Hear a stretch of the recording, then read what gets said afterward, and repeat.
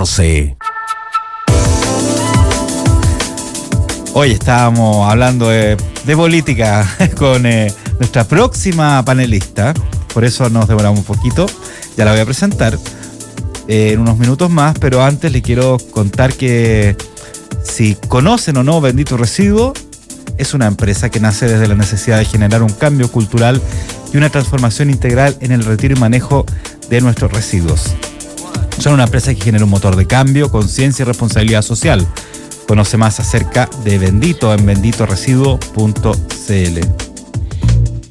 Contexto, historia y sus protagonistas. En profundidad, el espacio donde te explicamos a fondo un hecho de la actualidad económica. Escuchas Clave Morse.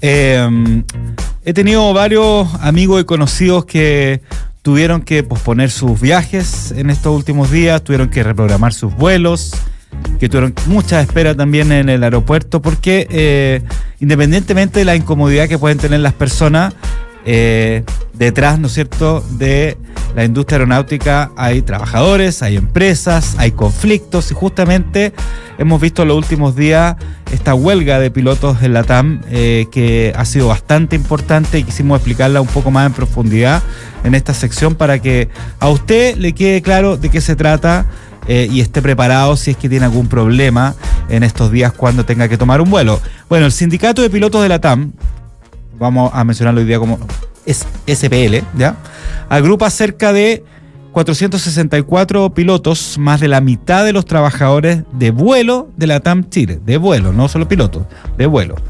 Las negociaciones colectivas con la empresa han estado estancadas por semanas, incluso tras un proceso de mediación con la Dirección del Trabajo. El sindicato acusa que la TAM clausuró anticipadamente la mediación y se negó a extenderla, lo que, según este sindicato, forzó el inicio de la huelga. Bueno, y el inicio de la huelga comenzó en la medianoche del 12 de noviembre, luego de este fracaso de negociaciones de varias semanas, y la TAM declaró medidas para mitigar el impacto, canceló vuelos, ofreció reprogramaciones, devolución de pasaje y cambios sin costo.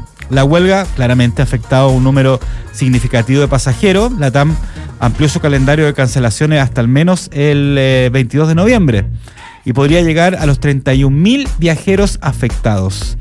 ¿Qué exigen los pilotos? Primero, quieren recuperar las condiciones laborales previas a la pandemia. Recordemos todo lo que le pasó a la industria aeronáutica, especialmente a la TAM en la pandemia.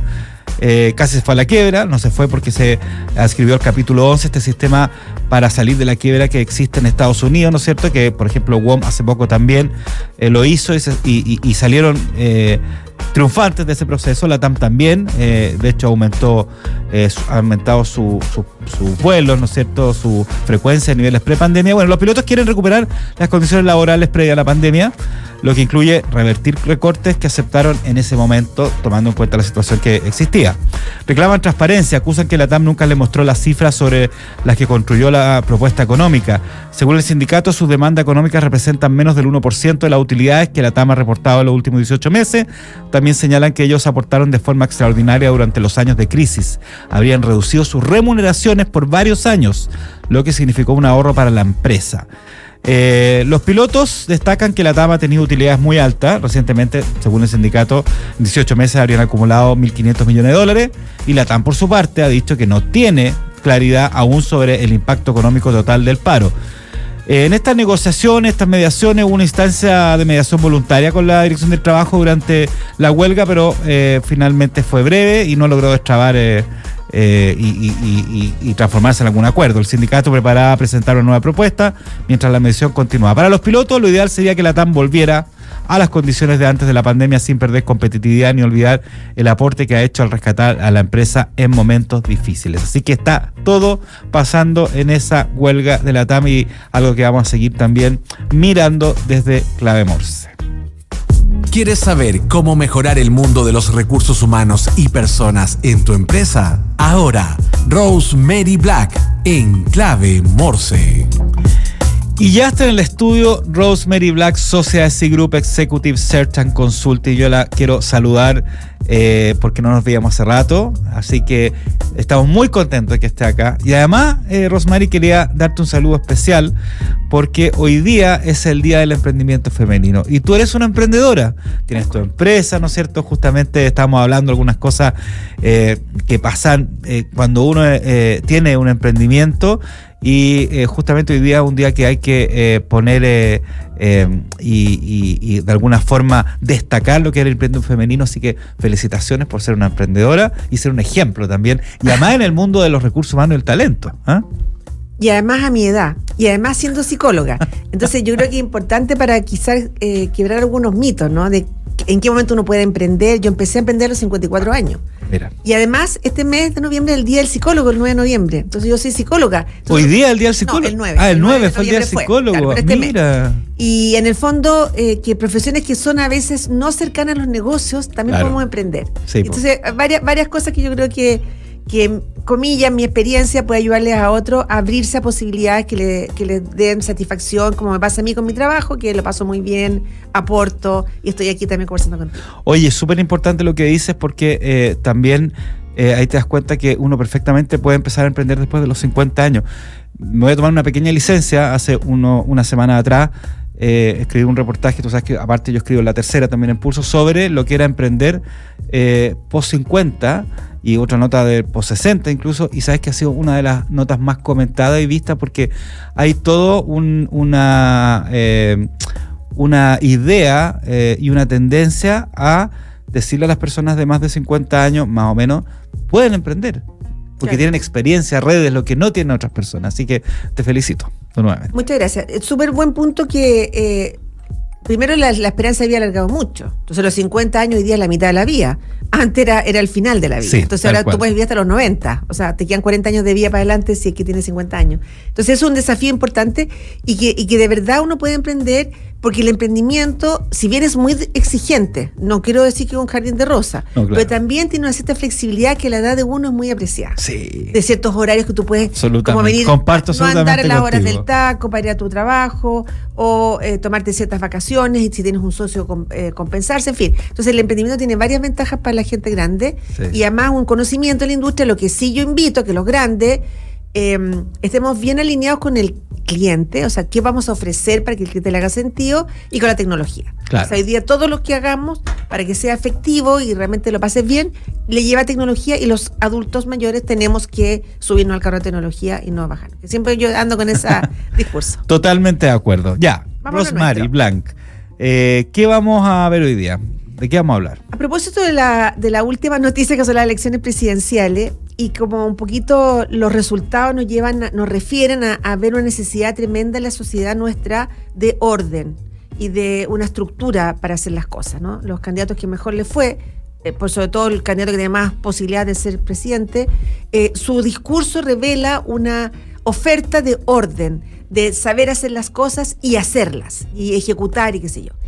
Y yo, reflexionando respecto de esa respuesta, y que la gente sí valora esa propuesta de orden y de estructura de las cosas, digo, bueno, ¿por qué nos pasa esto?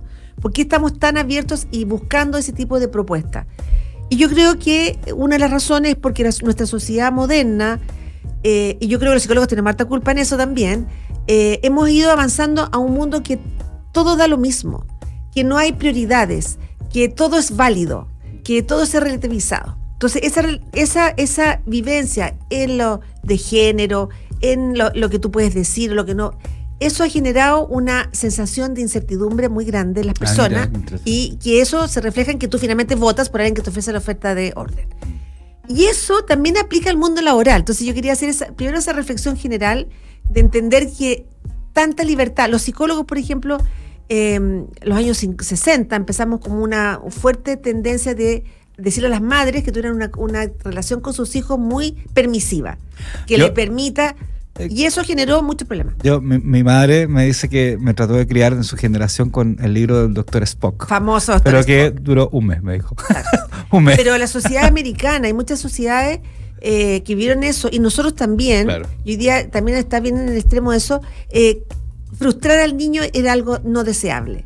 entonces le damos libertad. No sé si tú te acuerdas, yo vi con mis hijos Los Padrinos Mágicos, Sí. una serie de niños Sí. que era muy divertida y me encantaba porque le daba el padrino mágico le daba el deseo al niño. Entonces el niño decía, no quiero que nunca más mi mamá me obligue a levantarme temprano, qué sé yo. Y entonces le daba el deseo y el niño al final terminaba desordenado, lleno de comer chatarra, todo se lo permitía, O sea, y al final decía, por favor, quiero volver a mi orden. Porque cuando tú crees que todo el mundo te debe algo, justamente eso produce un problema. Y en el fondo, esa libertad como sin límite es una libertad que no le hace bien al desarrollo humano. Entonces también la psicología, por eso digo, somos muy culpables de que hay que decir que no, hay que poner límite, hay que darle un encauzamiento a los hijos, a la familia, a la sociedad y en el mundo del trabajo también. Entonces quiero hacer esa bajada desde lo más general que también se aplica en el mundo del trabajo. Y la necesidad de orden en el mundo del trabajo es súper importante porque cuando no lo tenemos, cuando no tenemos claridad de lo que se espera de nosotros, cuando no tenemos claros los límites de lo que sí se puede hacer, de lo que no se puede hacer, no por una ley, recordemos una ley Carí que dice usted no puede hacer ciertas cosas, no, porque hay una cultura organizacional que clarifica que aquí se trata con respeto a las personas y si te equivocas pides disculpas y una serie de cosas. Cuando no está esa claridad se produce una sensación de incertidumbre y de mucha angustia. Muchas tareas, las personas se sienten agobiadas de tareas porque no hay prioridad. Todo es importante. Entonces tú dices, por favor, ¿qué primero? La prioridad no te da foco. No te da foco. La desorganización.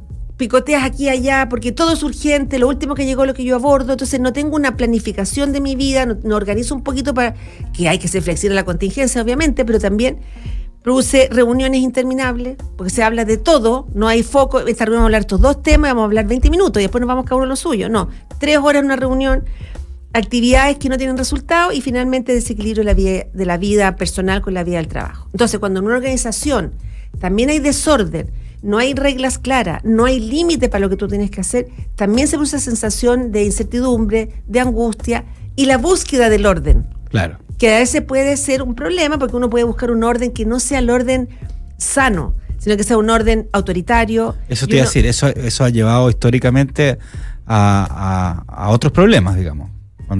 Sí. Entonces es importante de lo macro y de lo particular y que nosotros revisemos en nuestras organizaciones el tema de las normas, de las priorizaciones, de cómo llevo mis reuniones. El día a día de la organización sí te ayuda a que tú puedas poner foco y a no tener esa sensación de estar siempre con cosas pendientes y agobiado, y pasándolo mal, etc. Entonces, de verdad hay una oportunidad que aprendamos de estos grandes, ir a los chicos y mirar nuestra reflexión. Yo voy a poner un ejemplo mío personal. Sí. Ayer tenía muchas cosas que hacer, procesos, entrevistas, referencias, cotizaciones. Y a mí me pasa, y cuando me pasa todo eso, me empezó a angustiar y no hallo como por dónde partir. Yo creo que tú reflejas lo que nos pasa a la mayoría. Así que... Entonces lo que hice en mi caso, dije yo, a ver, ¿qué es lo más importante para mí? Las cotizaciones. Ya, claro. Claro, porque mi vida laboral funciona porque tengo clientes que les cotizo y me aceptan las cotizaciones. Claro. Dije, lo demás se queda para después y me voy a focalizar en las cotizaciones. Ya. Y no terminé de terminar mi día de trabajo sin tener las 5 cotizaciones hechas, los mails programados y a las 9 están en mis clientes hoy día a la mañana las cotizaciones. Claro. Porque uno tiene que priorizar qué es lo más importante, dónde tengo mayor impacto en lo que estoy haciendo, cómo sé que estoy bien. Para mí también es un ejemplo de esta necesidad de orden y de estructura, la delegar a las personas. Yo trabajo en una consultoría, yo soy la socia, yo tengo que organizar y tengo que saber delegar a mis equipos, me cuesta mucho. Mi trabajo siempre ha sido yo hago las cosas. Sí. Entonces tengo que confiar y tengo que aprender y tener expectativa y dar un seguimiento y qué sé yo, pero tengo que darle la responsabilidad a otros también, las tareas también, así, la responsabilidad es mía, pero asignar tareas, delegar en el sentido de confiar en que la otra persona va a hacer las cosas. Y con eso me agobio menos yo, porque ayer a las 3 de la tarde yo era con los pelos parados así, sí. Y con una sensación de la lista de pendiente terrible y como que no me da el tiempo y eso produce mucha angustia, sí. Y la angustia produce enojo, malas respuestas a las personas. A mí me pasa, por lo menos, yo creo que con esa sensación de incertidumbre uno reacciona mal. No hay ley caliente que te controle eso. Claro, y además finalmente produce una sensación de depre también al final porque te das cuenta que no hiciste nada. Así es que no te enfocáis, digamos. Claro, porque al final todo tu pendiente, después empiezan a llegar llamados, reclamos, no sé qué, y uno se lo pasa mal en ese sentido. Entonces, trabajar y la responsabilidad de los líderes de poner foco, de dar orden, de dar estructura, de dar prioridades, es clave para que en el mundo laboral, que es una micro sociedad que está chiquita en una empresa, en un trabajo que está operando, nosotros cuidemos de ese aspecto y no hazlo como tú quieras, como de lo mismo. Claro. O sea, porque yo he sido en este programa mucho he sido promotora del trabajar por objetivo, la flexibilidad. Pero eso no significa que yo pierda foco. Claro. Tengo que tener. Pero justamente te iba a preguntar, y qué bueno que vamos al punto porque de ya cómo se lo lleva la empresa, porque una cosa es como uno se gobierna, como pusiste el ejemplo tuyo, que me parece bien, porque yo creo que todos vivimos eso cada cierto tiempo. A mí me pasó algo muy parecido ayer también, muy parecido, por eso que me sentí muy identificado. Claro. ¿Y cómo lo resolviste? Dije, de las 4 cosas, o sea, habían 10 cosas, eran 4 importantes, voy a quedarme 2, a hacer 2 nomás. Y puse 1 hora. Dije, hasta las 7:30 voy a estar haciendo esto. Y tengo que sacarlo a las 7:30. Pero eso significa dejar el celular de lado, respirar un poco, decir ya, esas 2, y voy a pensar en eso, porque uno empieza a hacer algo y empieza a pensar en 2 más. Y ahí se te va el tiempo, pero es difícil, ¿me entendí? Especialmente, como decías tú, por eso me sentí muy identificado, para profesiones más humanistas como las nuestras. Claro. Un ingeniero, yo le saco el sombrero, los ingenieros son capaces de tomar los elementos, disgregarlos, decir voy por esto, pues juntarlo, es parte de la ingeniería, digamos, pero a uno le cuesta. Entonces, ¿cómo eso lo llevas a una organización donde justamente tienes 20, o sea, 5, 20, 30 personas, donde hay ciertas logros que se han logrado, valga la redundancia, en los últimos años de libertad, de forma de ser, de tolerancia, de eso que tú mencionabas al principio un poquito, que no sé si es desorden, pero sí es como poder hacer un poco lo que quieran, ¿entendido, no? Que es algo que se ha ganado en el tiempo. ¿Cómo cambias eso ahora? Yo que soy, como tú dices, del mundo de las ciencias sociales, de la humanidad, ¿no es cierto? Que nosotros no andamos eso, pero he aprendido con mis candidatos y lo he tratado de aplicar en mi vida, pero me cuesta igual, pero creo que es bueno ponerlo como una herramienta de trabajo, porque ¿cómo te ordenas en tu quehacer? Claro. Laboralmente hablando. Entonces, bueno, incluso en la familia, ¿cómo se ordeno yo? Tengo que ir una vez a la semana al supermercado y no puede estar el refrigerador vacío, no sé, hay cosas que no se tengo que... Pero en el mundo del trabajo, una forma de ordenar es poner ciertos indicadores de cómo vamos. Entonces, definir, como te decía yo en el caso mío, por ejemplo, cuántas cotizaciones estoy haciendo, cuántas entrevistas tenemos listas, ciertos números de cosas que te permiten a ti orientar cómo vamos, llevar al dato duro. Hoy día toda la gestión, yo trabajo mucho en educación, bueno, en las empresas sobre todo, es la toma de decisiones basada en datos. Porque en el fondo, ¿cómo uno decide y prioriza? Entonces, lo que te decía yo ayer, para mí, en mi trabajo, como socia, porque yo no soy solo la que ejecuto, yo también ejecuto en mi trabajo, pero como socia mi responsabilidad es generar negocio para mi empresa, es generar búsquedas, que la gente confíe en mí y me cotice. Claro. Me diga, la primera cosa que me diga, que ya, yo quiero buscar un cargo, ¿me puedes cotizar? Ya, eso es mi primera responsabilidad. Y yo tengo que hacerlo, y eso es lo que me manda a mí mi vida. Entonces, la toma de decisiones basada en datos, digo yo, si yo miro mi información y digo, nadie me ha llamado de estos colegios, qué raro, voy a llamar, voy a preguntar, oye, ¿cómo están? Voy a hacer una gestión, porque miré datos, no es porque voy a llamar a mis amigos porque me caen bien, también, pero eso es la vida social, pero la vida laboral, yo, de hecho, ayer me pasó que hice una referencia de un cliente muy bueno que yo tengo, que hace tiempo que no me contrataba. Entonces empezamos a hablar y qué sé yo, me dice, oye, para referencia, y me dice, bueno, y se tuvo que ir la persona, no sé qué. Oye, le dije, si nadie tiene una búsqueda, acuérdate de mí, po. Claro. Pero si no hubiera hecho esa gestión, entonces yo podría decir, ¿quiénes son mis clientes buenos? Que tienen muchas posibilidades de búsqueda, porque los clientes chiquititos te contratan una vez, pero va a ser en 3 años más la siguiente contratación, en mis negocios. Claro. Pero un cliente que tiene muchos cargos, que tiene una red de colegios, por ejemplo, que tiene muchos directores, bueno, yo tengo que entonces decir, el que llaman los ingenieros 80-20, ¿no? Es decir, ¿qué clientes? Y yo cómo estoy ahí, pero el dato, el número, a este cliente le dice 3 procesos, hace 3 años que no me llama, lo voy a llamar.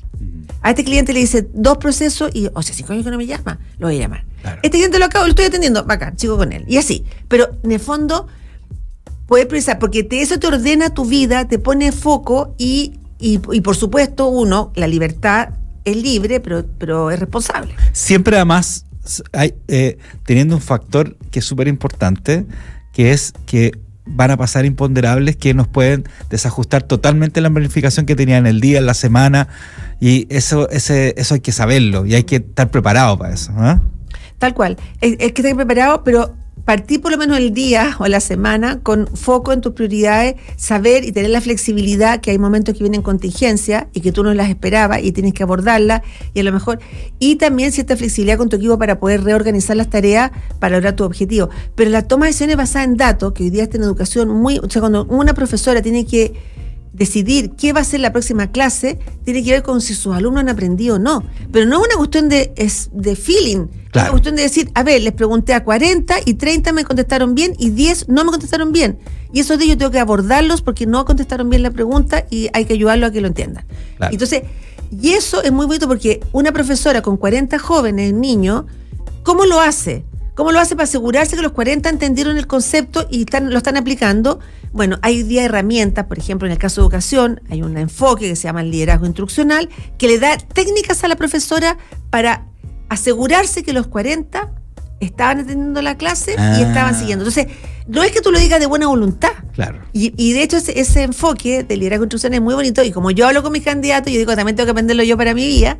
Te da herramientas concretas. Entonces la profesora tiene que se le acompaña y se le dice, bueno, cuando tú termines la clase tienes que hacer un ticket de salida, tienes que verificar, pero ¿cómo hago porque le pregunto a los alumnos, ya niños, ¿qué aprendieron hoy día? 3 levantan la mano y 37 no levantaron la mano, y tú quieres saber de los 40, entonces hazle una pequeña prueba, una tarjetita, conteste, los 40 respuestas las tengo yo, no 3, y con las 40 yo rápidamente las transformo en un Excel y digo, oye, estos 5 no cacharon, estos 10 sí. O le puedo incluso poner inteligencia artificial hoy en día también. Eso ayuda muchísimo. Claro, y de hecho, estas metodologías vienen de países, en el caso de educación, de países del primer mundo. Este señor Bambry, que es el líder de esta metodología, viene de colegios funerales en Nueva York. Y él, digamos, identificó, y me parece muy bonito el foco en que todos los estudiantes aprendan, pero cómo le doy herramientas al profesor. No puedo, entonces ya le ayuda a estructurar la clase, lo acompaño en su quehacer, pero también le doy herramientas porque tienes que saber si los 40 están in o no, porque claro. Si no, tenés que hacer gestiones, porque tu próxima clase no es la misma si 20 entendieron y 20 no entendieron, a que si los 40 están entendieron, están entretenidos, cacharon, hicieron el ejercicio o lo que fuera. Oye, Rosmary, cuando ustedes en la consultora y tú específicamente tienen que hacer una búsqueda, ¿no es cierto? Ayudar a una empresa una búsqueda, ¿hay formas de detectar si una persona es más ordenada que otra, no? Sí, total. ¿Sí? De hecho,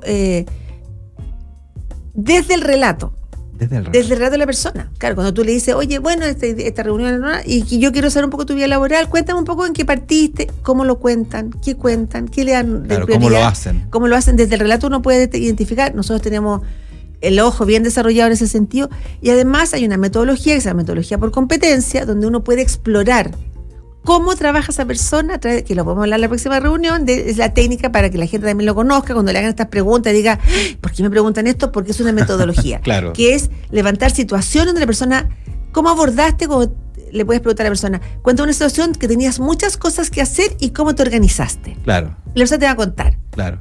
Bueno, hice lo que tenía más atrasado y me ordené, no sé, bueno, lo más atrasado será lo más importante. Claro, al final no importa la solución que da, sino el cómo la plantea. Cómo lo abordó, claro. Entonces, aborda, ¿no? Claro, y me da cuenta de su manera de pensar, su manera de abordar el tema, si tiene la compromiso con el resultado final, porque si yo lo hago las cosas por orden dedicada, no necesariamente es la orden que yo, en el mundo del trabajo, no es lo mismo que unos clientes en una cola, ¿no? Pero sí, claro. En el mundo del trabajo, claro, yo me puedo poner mucho foco en algo que está atrasado, que lleva una semana atrasada, pero ya a lo mejor no es importante, ya pasó la vieja. Sí. Entonces, ¿para qué te pones a enfocar en eso? Enfócate en otra cosa que es mucho más, hoy día, una semana después, es mucho más importante.